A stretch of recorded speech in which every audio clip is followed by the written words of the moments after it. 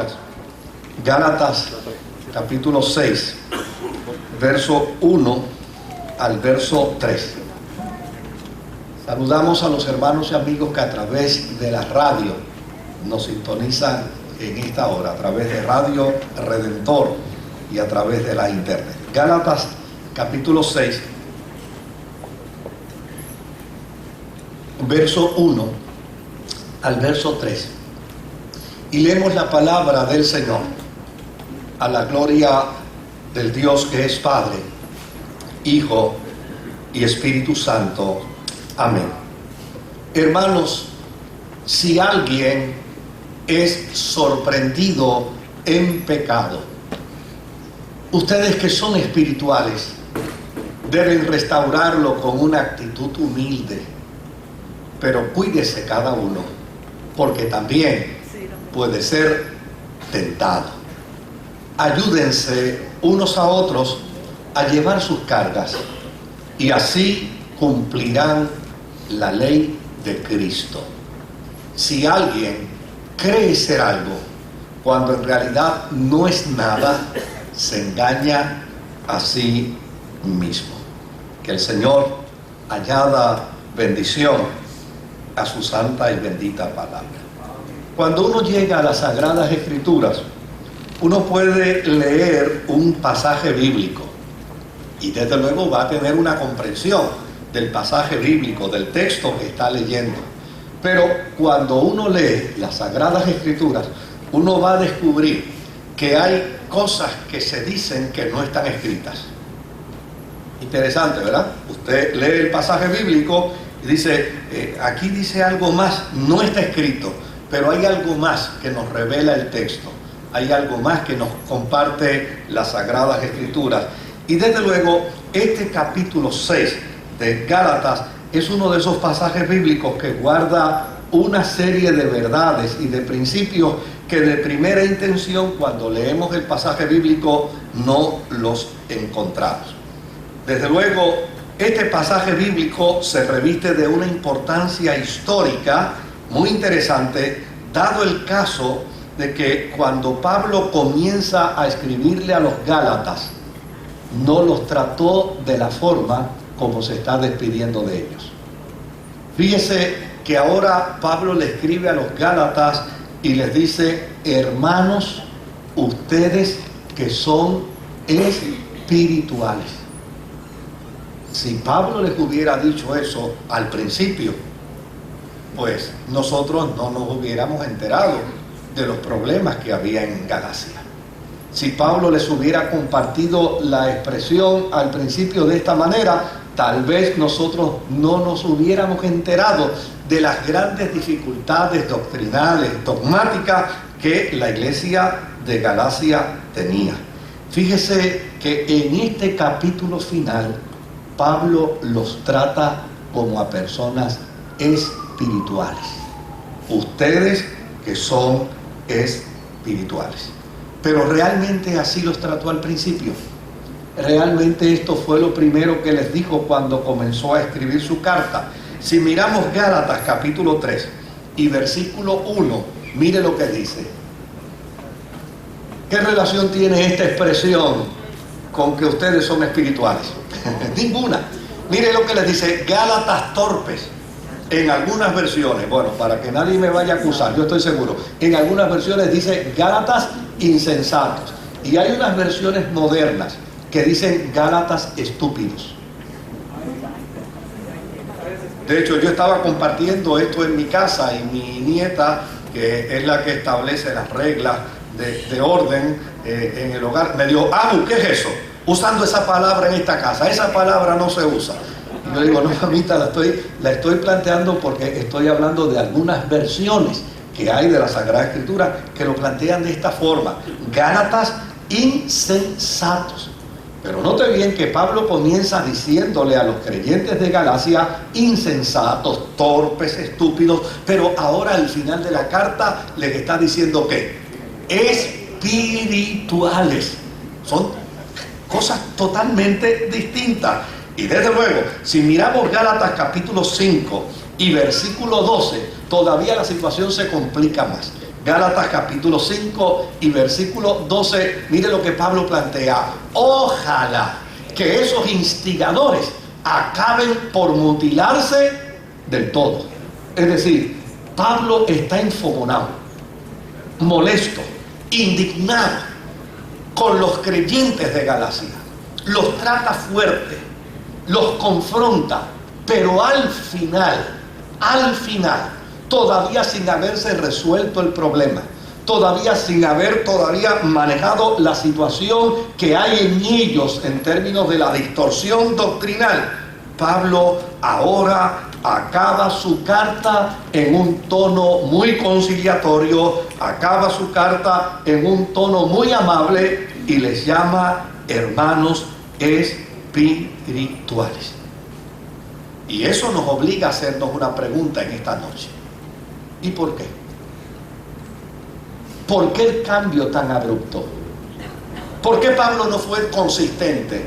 Y si les dijo torpes al principio, ¿por qué no terminó su carta diciéndole y que la gracia del Señor siga siendo con vuestra torpeza? ¿Por qué no hizo eso? ¿Por qué no los confrontó de la misma manera? ¿Por qué no siguió lastimándolos emocionalmente? ¿Por qué razón? El cambio abrupto adviene porque Pablo se entendía un apóstol llamado y educado directamente por el Señor Jesucristo. Por lo tanto, cualquier enseñanza o doctrina que no corresponda a lo recibido por Jesucristo no será digna de recibirse. Pablo tenía perfecta claridad que lo que él enseñaba, lo que él predicaba, lo había recibido directamente del Señor. Mire qué dato interesante. Pablo comienza su ministerio. De hecho, su llamado al ministerio es después de la resurrección de Jesús. Ya Jesús había muerto en la cruz. Ya Jesús había sido crucificado. Ya Jesús había sido enterrado. Ya Jesús había resucitado y ya Jesús había ascendido al Padre. Cuando Pablo vive la experiencia de su conversión, todo esto ya había acontecido. Ahora, fíjese lo interesante de este proceso. Pablo es el único que después de la muerte de Jesús habla y dice que el Señor Jesús, el resucitado, se le apareció. Él dice que el resucitado lo llamó. Y él dice que estando en Arabia por 3 años, mire qué dato interesante, 3 años. Pablo dice, yo estuve en Arabia 3 años.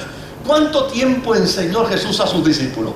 3 años también. Y dice, estando yo en Arabia por 3 años, en Arabia no había cristianos, en Arabia no había apóstoles, en Arabia no había discípulos, en Arabia no había nada. Pero Pablo dice, estando yo en Arabia por 3 años, el Señor, el resucitado, me enseñó, el resucitado me educó, el resucitado me capacitó. Y de hecho, cuando uno lee Primera de Corintios, en ese pasaje bíblico donde en el capítulo 11, donde Pablo habla de la cena del Señor, mira cómo dice, porque yo recibí del Señor lo que también os he enseñado. Fíjese que el planteamiento teológico de Pablo es que todo lo que él enseña, que todo lo que él postula, que todo lo que él predica, lo predica porque lo recibió directamente del Señor. Por lo tanto, cuando Pablo escucha una postura, una posición, un discurso distinto a lo que él ha recibido, inmediatamente reacciona, y reacciona hasta con hostilidad, porque él no va a admitir dentro del evangelio nada que no venga directamente de lo que el Señor le ha enseñado. Pablo pone de manifiesto un principio muy relevante con respecto a este particular. Para Pablo, cualquier enseñanza que sea ajena a lo que él ha recibido del Señor, mira cómo dice, si un ángel del cielo viniera a ustedes con un evangelio que no sea este, no le recibáis ni le digáis bienvenido, es un anatema. Por lo tanto, cuando Pablo le dice a los creyentes de Galacia insensatos, cuando les dice a los creyentes de Galacia estúpidos, cuando le dice a los creyentes de Galacia torpes, le está diciendo esto por una sencilla razón, porque ellos se están distanciando del evangelio de la gracia. Y quien se distancia del evangelio de la gracia inutiliza el sacrificio de Cristo en la cruz del Calvario. Quien se distancia del evangelio de la gracia llana y sencillamente pone de manifiesto en su discurso una experiencia de minusvalía al poder redentor y transformador de la sangre de Jesucristo. Quien plantea un evangelio distinto, un evangelio como lo que los Gálatas querían ahora plantear, están diciendo que la gracia no es suficiente, que el sacrificio de Cristo en la cruz del Calvario no es suficiente. Y óigame, plantear eso para Pablo es digno de ser censurado y es digno de ser condenado. Pero hay algo que trasciende a la experiencia de Pablo. Y es que los errores, queridos, oiga bien lo que les voy a decir, los errores deben ser censurados. Los errores no deben ser aplaudidos. Los errores deben ser censurados, pero nunca al precio de condenar a la persona que comete el error. Nunca al precio de marcarlo como hijo del diablo. Nunca al precio de expulsarlo de la comunidad. Nunca al precio de hacerle saber que no es digno de una reunión de los santos. Sí, los errores deben ser censurados. Las conductas distorsionadas deben ser censuradas, pero nunca al precio de marginarnos los unos a los otros por los errores cometidos, sino todo lo contrario. La Biblia dice con perfecta claridad que con misericordia y con verdad es que se corrige el pecado. El pecado no se corrige expulsando a la gente. El pecado no se corrige condenando a la gente. El pecado se corrige con la confrontación de la verdad, pero a la misma vez que se confronta con la verdad, es necesario el justo balance del proceso. Y ese justo balance del proceso es entonces la misericordia. ¿Por qué razón Pablo les llama ahora a los creyentes de Galacia espirituales? Porque llana y sencillamente para el apóstol San Pablo la discusión de un caso en materia no es suficiente como para separar a un hermano del cuerpo de Cristo. La discusión de un caso en materia no es suficiente razón como para decir: este no pertenece a la iglesia, este no pertenece al reino de Dios. Nosotros muchas veces como cristianos cometemos ese error. Conversamos con alguien que no es de la doctrina nuestra y automáticamente decimos: está más perdido que el mismo diablo. Generalmente nos encontramos con alguien que ya sencillamente no opina con respecto a la escatología, ¿verdad? Porque hay cristianos que creen que el Señor viene por la mañana, hay otros que creen que el Señor viene al mediodía, hay otros que creen que el Señor viene por la tarde, hay otros que creen que el Señor viene por la noche. Y desde luego, cuando nos topamos con alguien que no cree como yo creo, inmediatamente tenemos la tendencia no solo de resistirlo, sino de marginarlo. Y no nos damos cuenta que las cuatro corrientes están diciendo que el Señor viene. ¿Y qué más da si viene por la mañana, o si viene al mediodía, o si viene por la tarde, o si viene por la noche? Lo importante es que todos los creyentes afirmamos que el que ha de venir, vendrá. Mire, el apóstol San Pablo pudo discutir con Pedro y refutó algunas de sus creencias. Y de hecho, cuando él escribe la carta a los Gálatas, dice: yo tuve una discusión bien seria con Pedro y lo confronté cara a cara. Parece que la situación fue bastante álgida, Lo confronté cara a cara porque era necesaria la confrontación. Pero sin embargo, Pablo nunca dejó de hablar de Pedro como su compañero, como su hermano, como su colaborador de la gracia. Las diferencias no nos pueden separar. Las diferencias no nos dan a nosotros licencia para marginar a aquellos que piensan o creen de manera distinta a nosotros. De hecho, el apóstol San Pablo pudo refutar con la iglesia de Corinto. Fue la iglesia de Corinto la que más dolores de cabeza le dio. Fue la iglesia de Corinto la que más angustia provocó a su corazón. Fue la iglesia de Corinto la que lo llevó inclusive a una depresión severa. Pablo en la segunda carta a los Corintios lo que está revelando es precisamente una depresión con respecto a toda la problemática y a todo el peso del problema de la comunidad de Corinto. Pero note bien que cuando le escribe a la comunidad de Corinto, le dice a los santos que están en Corinto. De hecho, cuando uno mira las Sagradas Escrituras y lee el libro de Apocalipsis, uno encuentra 7 iglesias allí representadas. Y el Cristo resucitado le escribe a cada una de ellas. A una de las iglesias las elogia, a otras las aplaude, reconoce su capacidad, pero a algunas de ellas las critica y las censura.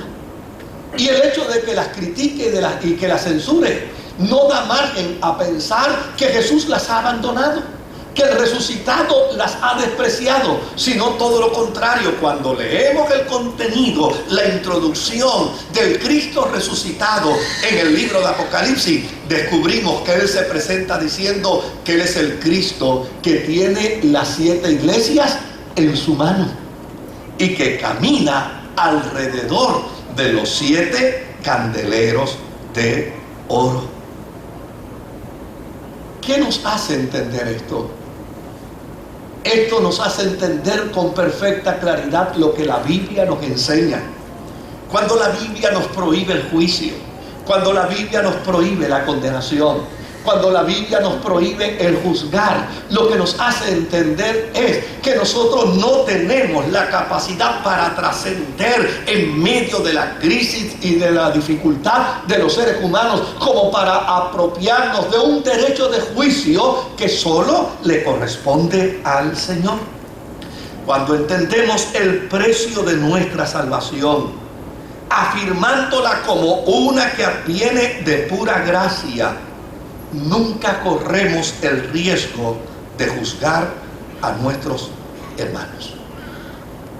Claro que yo puedo estar de acuerdo o no estar de acuerdo con alguien.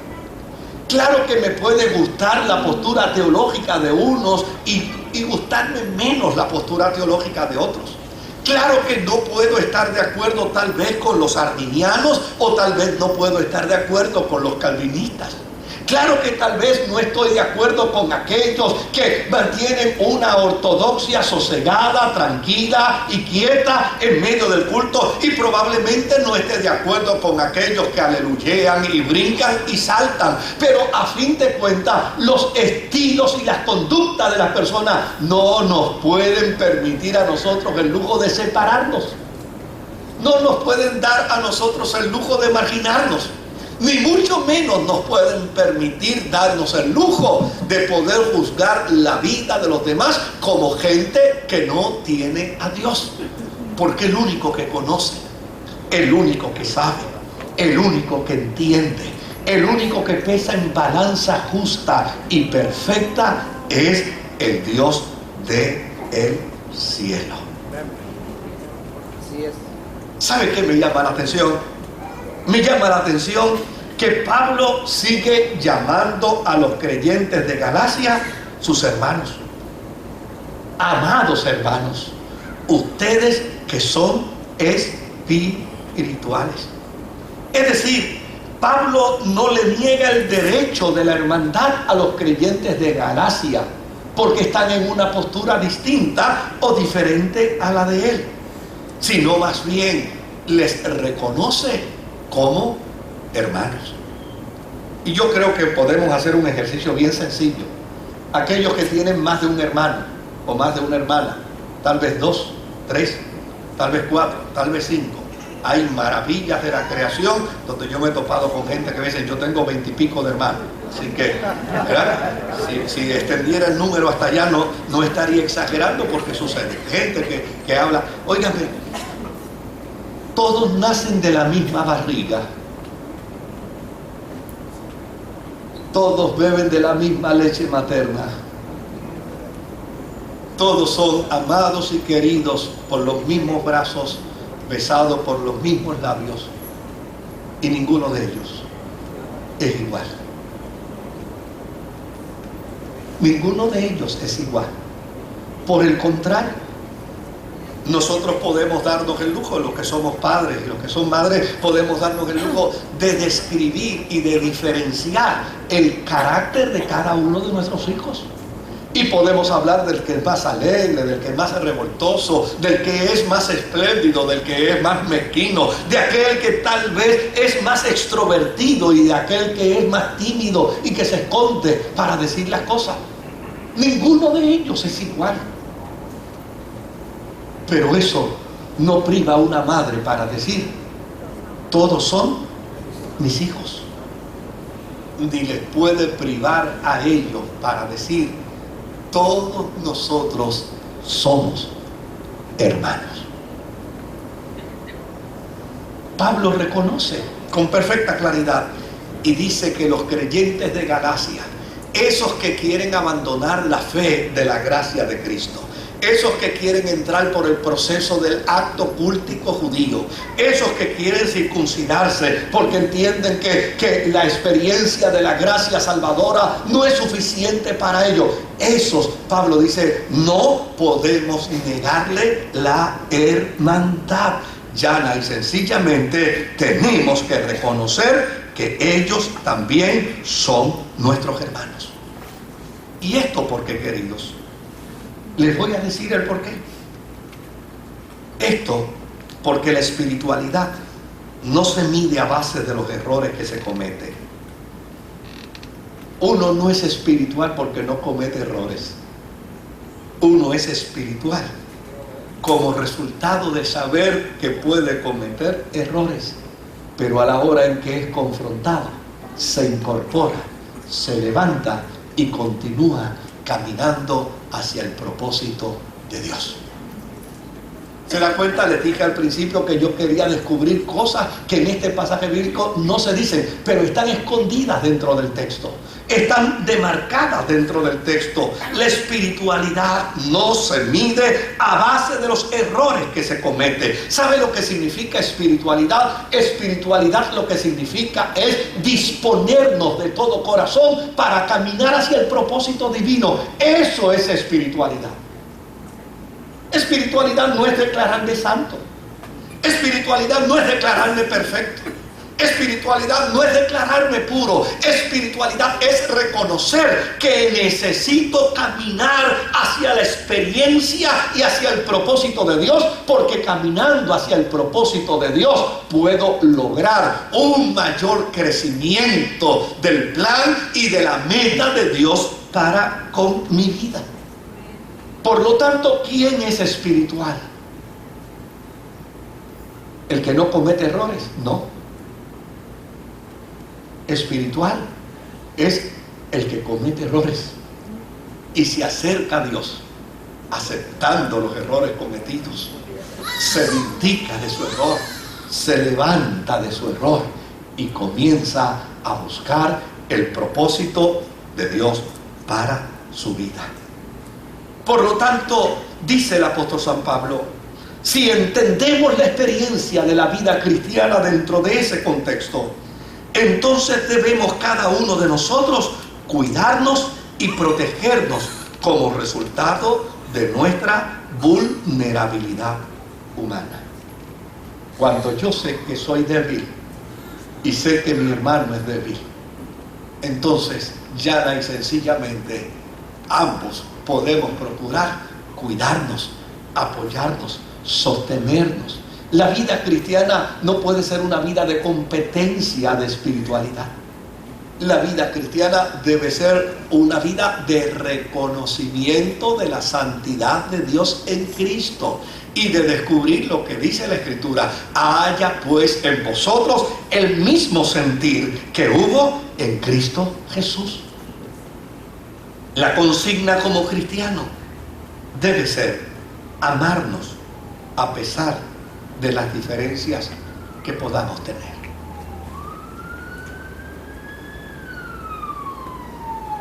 Jesús dijo en cierta ocasión: en esto yo sabré que ustedes son mis discípulos. Sabré que ustedes son mis discípulos cuando sean bien espirituales. Sabré que ustedes son mis discípulos cuando su nivel de espiritualidad sea bien alto.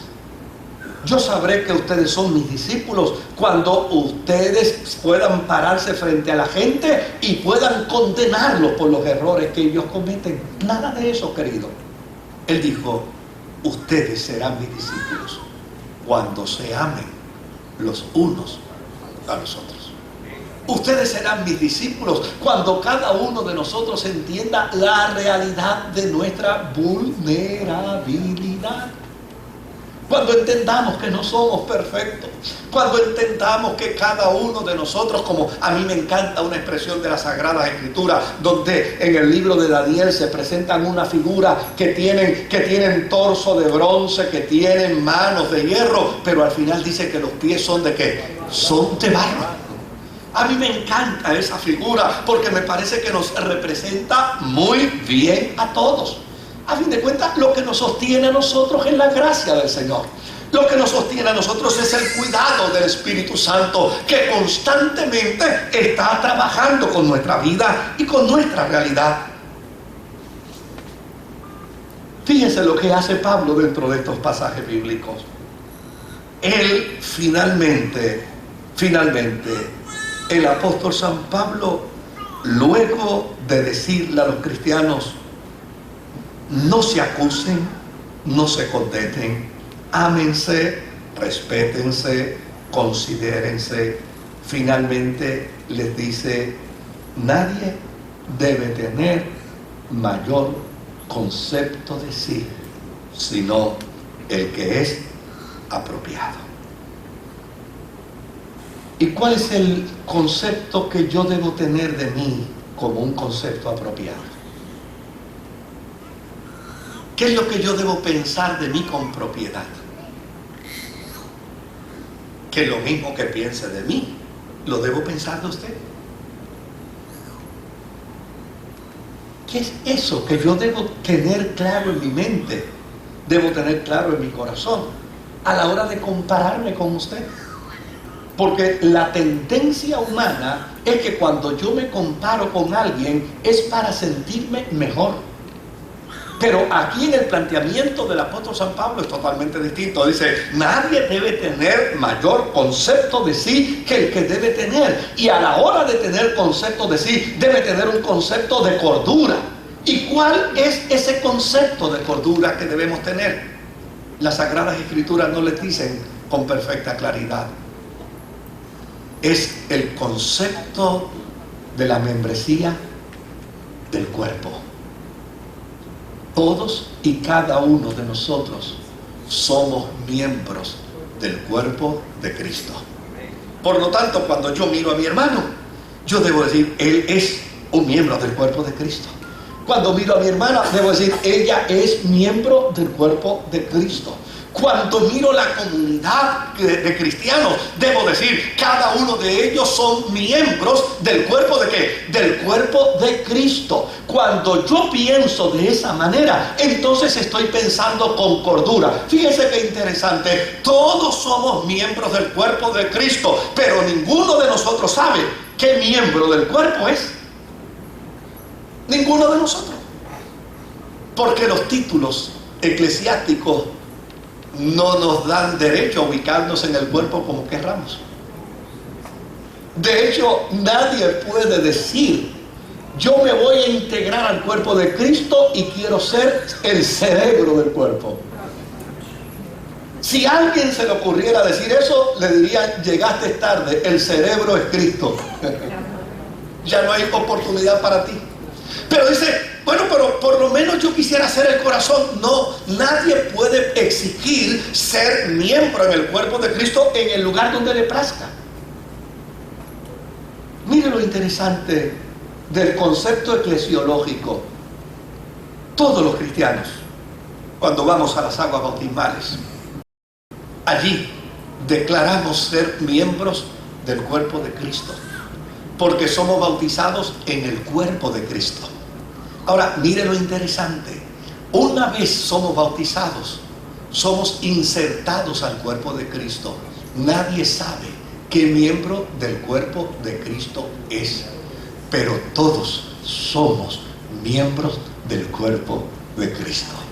Por lo tanto, cuando vivimos la experiencia de mirarnos cada uno de nosotros como miembros del cuerpo de Cristo, oiga, se muere el orgullo, se muere la soberbia, se muere la arrogancia, se muere la vanidad. Ese deseo de reconocimiento que muchas veces late, parte de la naturaleza humana, empieza a morir, porque a fin de cuentas todos somos iguales, todos somos necesarios, todos somos importantes, todos trabajamos para el beneficio del mismo cuerpo. Por eso Pablo dice con perfecta claridad dentro de estos pasajes bíblicos: nadie debe tener mayor concepto de sí mismo sino el apropiado. ¿Cuál es el concepto apropiado que debemos tener? Que todos, sin exceptuar a ninguno, todos somos miembros del cuerpo de Cristo. El único que sabe qué miembro es usted y qué miembro soy yo es el Señor, y Él se reserva el derecho de decirlo.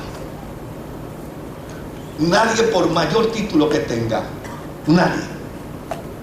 Déjenme decirles algo: el hecho de que en unos papeles por ahí aparezca que diga Moisés Román, pastor rector, eso no lo pone en una mejor posición en el cuerpo de Cristo. Sabrá Dios qué posición tengo yo en el cuerpo. A fin de cuentas, lo que a mí me debe llenar de satisfacción, ¿sabe qué es? Que estoy en el cuerpo, que soy parte del cuerpo, que bendigo al cuerpo, y que todos los demás miembros del cuerpo me bendicen a mí. Cuando esa conciencia se desarrolla en la psique cristiana, mira lo que entonces plantea el apóstol San Pablo: como miembros del cuerpo de Cristo, entonces somos real sacerdocio. Oiga, el que está al lado suyo es tan sacerdote como usted. El que adora al Señor es tan sacerdote como usted. Aquí no hay nada que pueda, óigame, ese concepto de ciudadanos de primera clase, de segunda clase, eso no existe en el cuerpo de Jesucristo. Todos los miembros del cuerpo, bien estructurados, se ayudan mutuamente para la edificación del cuerpo mismo. Por lo tanto, todos somos real sacerdocio. Todos somos nación santa. Todos somos pueblo adquirido por Dios. Es una pena que las iglesias no enseñemos esto más a menudo y caigamos en la trampa de seguir por la corriente estructural del mundo y pensemos que hay niveles de reconocimiento dentro de la gente. No, querido, eso no existe en la vida cristiana, eso no existe en la dimensión espiritual. Todos los hombres y todas las mujeres que servimos al Señor, indistintamente el concepto denominacional al que sirvamos al Señor, todos venimos a conformar el cuerpo de Jesucristo. Eso es lo que somos. Es probable que haya algunos con más conocimiento, ¿sí? Es probable que haya algunos con más preparación.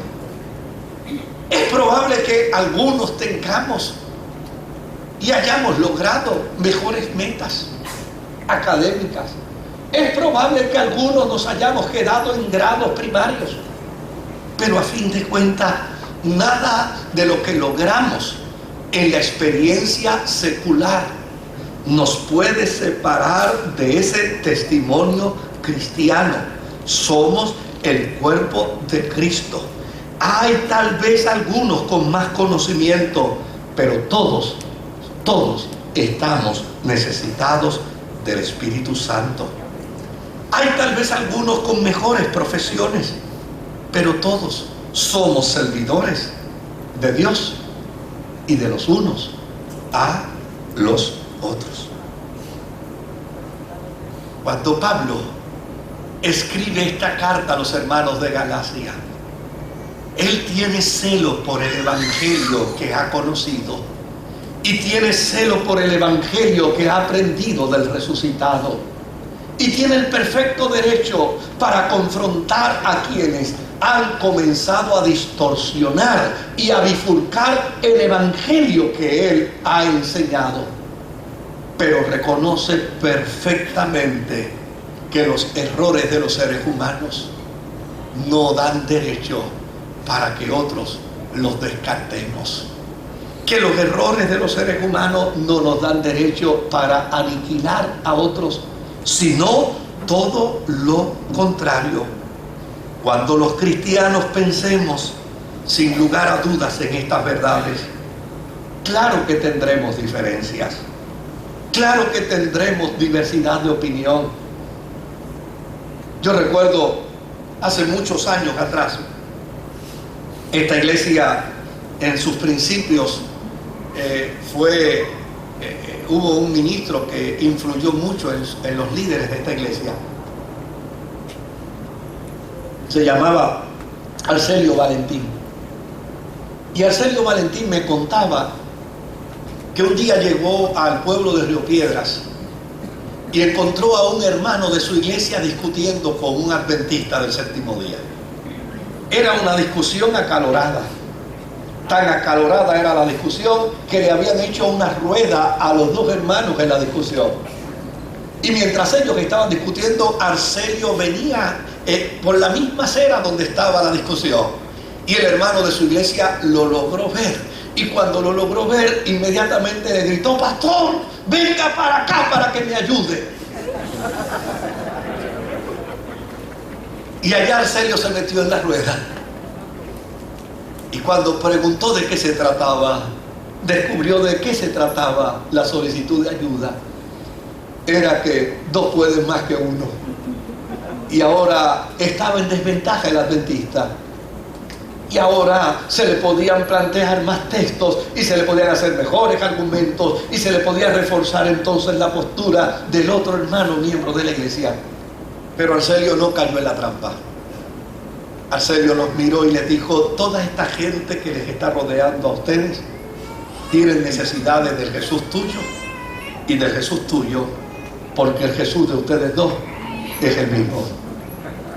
Esta gente tiene necesidad de que la gracia los alcance. Esta gente tiene necesidad de conocer el amor de Dios. Es una pena que ustedes, pudiendo hablar de la gracia, del amor y del perdón de Dios, hayan preferido ponerse a discutir por un día. Es una vergüenza que ustedes discutan por un día cuando hay mucho que decir de la gracia y del amor de Dios.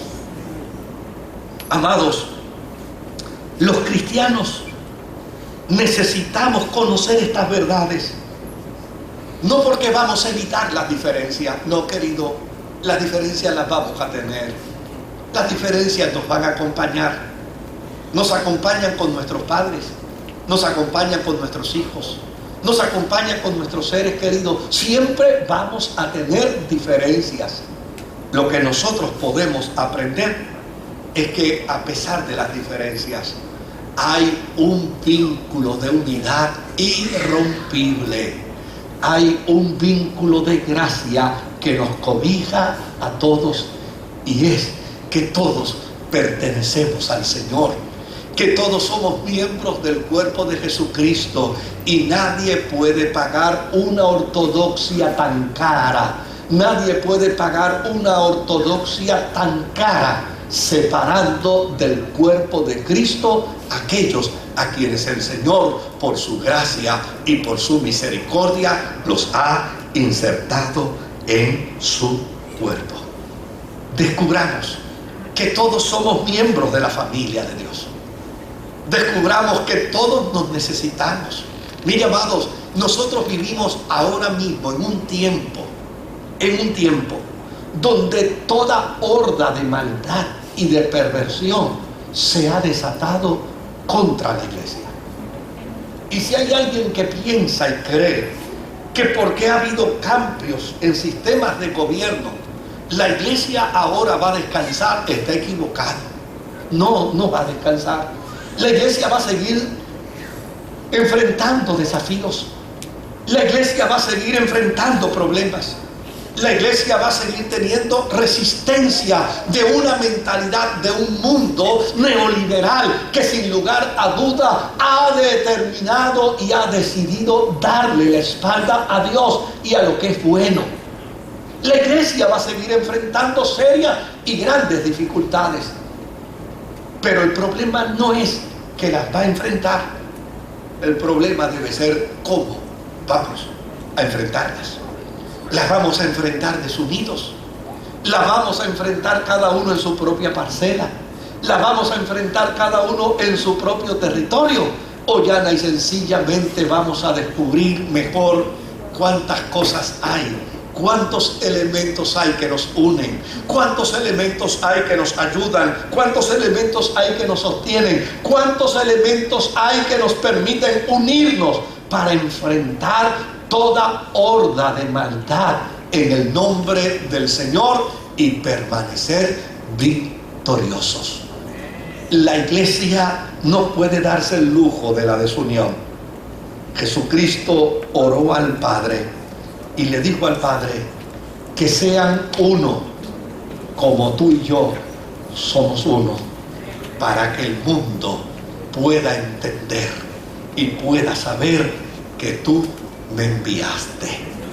La experiencia de la unidad como creyentes. Mire, no pretenda el que la unidad se dé en el sentido de la uniformidad. Eso es un disparate. Jamás seremos un pueblo unido como resultado de la uniformidad. La uniformidad no es viable en el cuerpo de Cristo. Un cuerpo uniforme es anormal. La Biblia lo dice: si todo el cuerpo fuera oreja, si todo el cuerpo fuera nariz, si todo el cuerpo fuera boca, es decir, la uniformidad es anormalidad. No podemos pretender que la iglesia sea uniforme. No, la iglesia es diversa. El cuerpo es diverso. ¿Verdad que nos miramos al espejo y hay cosas que nos gustan más de nosotros y otras que no nos gustan? Pero son parte de nosotros. Ahí están. ¿Ah? ¿Verdad que nos encontramos y si yo pudiera tener un poco más de acá y un poco menos de este otro lado? Pero aun cuando podemos mirar nuestras deficiencias y nuestras virtudes, nos miramos y si queremos vivir saludables, tenemos que amarnos. Tenemos que amar el cuerpo. Y tenemos que decir: oye, qué bien, por lo menos tengo mi cuerpo. Por lo menos puedo funcionar con fortaleza. Por lo menos puedo caminar. Aunque tal vez los pies no sean lo que mejor yo tengo. O tal vez las manos no sean lo que mejor exhiba. O tal vez no tenga la mejor nariz que yo quisiera tener. Pero a fin de cuentas puedo respirar. La iglesia no es uniformidad. La iglesia es unidad en medio de la diversidad. Los creyentes no podemos ser uniformes. Los creyentes necesitamos ser diversos. Pero ¿sabe algo? Y con esto termino y dejo al pastor Ariel. Oiga bien lo que les voy a decir. Los creyentes del primer siglo fueron censurados por 1000 cosas. Los trataron de inmorales, los trataron de perversos, los trataron de corruptos, los trataron de ateos. los trataron de caníbales, los trataron de personas totalmente descontroladas sexualmente. La gente buscaba cualquier excusa por acabar con ellos. Había un enemigo en el campo filosófico de los cristianos que se llamaba Celso. Era enemigo acérrimo. Pero ¿sabe? Había algo que él no podía negar. No lo podía negar.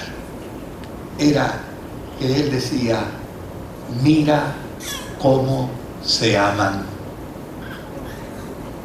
Mira cómo se aman.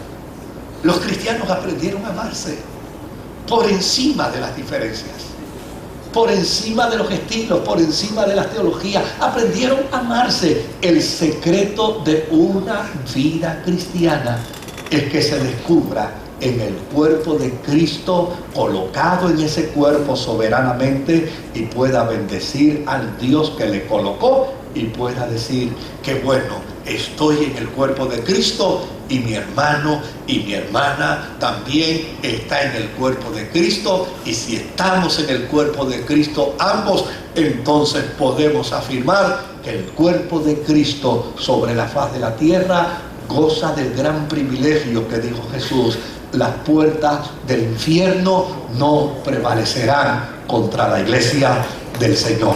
Que Dios me los bendiga.